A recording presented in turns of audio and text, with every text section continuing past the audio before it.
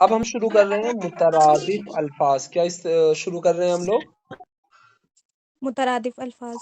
مترادف الفاظ، مترادف الفاظ، مترادف الفاظ. ٹھیک ہے، تو تھوڑا سا اپنے دماغوں کو قریب کیجیے گا، کھولیے گا، تاکہ باتیں آپ کے دماغ کے اندر ڈائریکٹلی پہنچ جائیں بلا خوف و خطرے کے. تو بھیا ہے مترادف الفاظ. ٹھیک ہے، تو ذرا اس کو قریب سے آ کر کے سمجھنے کی کوشش کیجیے گا. مترادف الفاظ سیم چیز جس طریقے سے ہم نے متضاد الفاظ کے اندر دیکھا کہ جو مانوی اعتبار سے ایک جیسے ہوں. کس کے اعتبار سے؟ مانوی جی، اعتبار سے. جو مانوی اعتبار سے ایک جیسا ہو. مانوی اعتبار سے اگر اس کے اندر یکسانیت پائی جاتی ہے تو اس کو ہم لوگ مترادف الفاظ بولتے ہیں. ٹھیک ہے، جی سر. کیا چیز؟ مانوی اعتبار سے اگر یکسانیت ایک پائی جا جیسے. رہی ہے تو اس کو آپ مترادف الفاظ بولیں گے. ٹھیک ہے، اب دیکھیے کتاب جی والے سر. کیا کہتے ہیں. بات میں زور اور اثر پیدا کرنے کے لیے اکثر دو ایسے الفاظ کا استعمال روزمرہ کی گفتگو میں کیا جاتا ہے جن کے معنی اکثر ایک جیسے ہوتے ہیں. مطلب کہ مانوی اعتبار سے وہ ایک جیسے ہوتے ہیں. ایسے الفاظ ہم معنی یا مترادف کہلاتے ہیں. کیا کہلاتے ہیں؟ ہم معنی یا مترادف. ہم معنی یا مترادف کہلاتے ہیں. جیسے رنج و غم، عجیب و غریب، عزیز و اقارب. مانوی اعتبار سے ایک ہے. رنج کا مطلب بھی وہی ہے، غم کا مطلب بھی وہی ہے. صبح سویرے، تو صبح کا مطلب بھی وہی ہے، سویرے کا مطلب بھی وہی ہے. عجیب و غریب، عجیب کا مطلب بھی وہی ہے، غریب کا مطلب بھی. عجیب و غریب مانوی اعتبار سے کہیں نہ کہیں ایک جیسے ہو گئے ہیں. عزیز و اقارب، عزیز مطلب جو آپ کے پیارے ہیں، اقارب کا مطلب جو آپ سے قربت رکھنے والے ہیں، آپ کے ریلیٹیوز ہیں. تو عزیز و اقارب یہ بھی مانوی اعتبار سے سارے ایک جیسے ہیں. تو مترادف الفاظ کا مطلب یہ ہوتا ہے کہ جو پہلے اس کا استعمال کیوں ہوتا ہے، تو کئی مرتبہ ایک دو تین لفظ ہم ایک ہی معنی کے لیے استعمال کرتے ہیں تاکہ بات کے اندر دم پیدا ہو جائے، زور پیدا ہو جائے. تو بات کے اندر دم پیدا کرنے کے لیے، اثر پیدا کرنے کے لیے عام طور پہ ہم اس کا استعمال کرتے ہیں. جیسے رنج و غم کا استعمال کیا، عجیب و غریب کا استعمال کیا، عزیز و اقارب کا استعمال کیا. یہ قابل توجہ امر ہے کہ مترادف الفاظ آپس میں مل کر ایک خاص آہنگ خلق کرتے ہیں.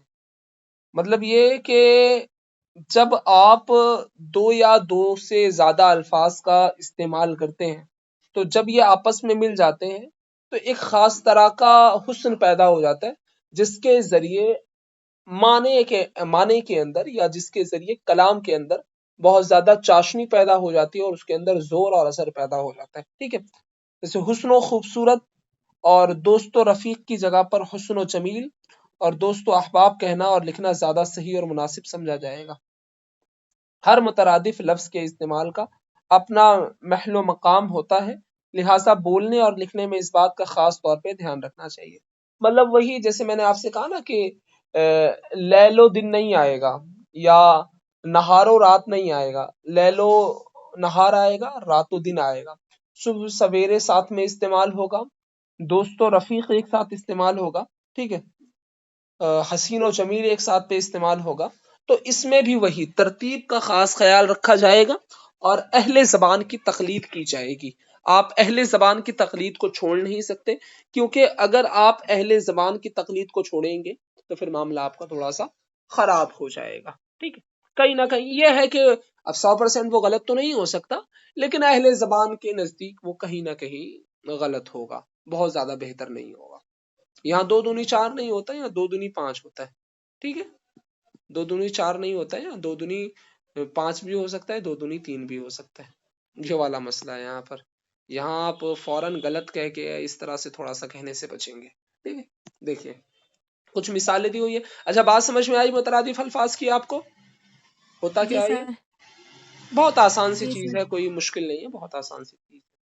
تو مترادف الفاظ کی فہرست ہے حسن و جمال ہو گیا آپ کا، حسن و جمال کے ساتھ ساتھ سرسبز شاداب ہو گیا، عشق و محبت ہو گیا، نظم و نسق ہو گیا، ہوش و حواس ہو گیا، چھان بین ہو گیا، غور و فکر ہو گیا، خوش و خرم ہو گیا، نور چشم لخت جگر ہو گیا، عدل و انصاف ہو گیا، قدر و منزلت خط و کتابت، ذلت و رسوائی عیش و عشرت روک ٹوک سر و سیاحت دوستی رفاقت تب و تاب قید و بند عجیب و غریب دکھ و درد دھن دولت سمجھ بوجھ کام کاج مال و متا شرم و حیا ڈر خوف حسد و بغض غیظ و غضب تباہ و برباد نوکر و چاکر یا نوکر چاکر یار دوست قحط اکال صلح آشتی لونڈی باندی گرد و غبار ساز و سامان دشمنی و عداوت. تو اس کا کہیں نہ کہیں آپ ایک جگہ پر استعمال ہر جگہ دیکھا ہوگا نا، یار بہت دکھ درد میں ہوں، میرے پاس دھن دولت بہت ہے، اس کے بعد سوجھ بوجھ بہت ہے. تو اصل میں دھن ایک الگ چیز ہے، دولت ایک الگ چیز ہے. مانوی اعتبار سے دونوں ایک ہی ہیں، لیکن لفظی اعتبار سے دونوں الگ الگ ہیں، لیکن مانوی اعتبار سے ایک ہے.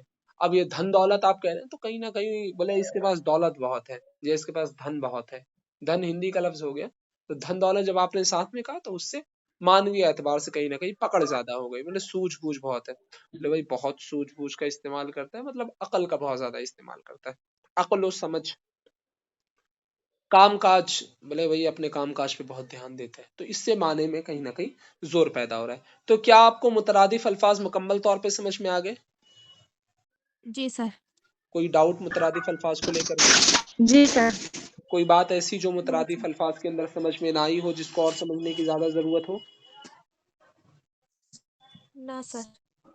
سب کلیئر ہے؟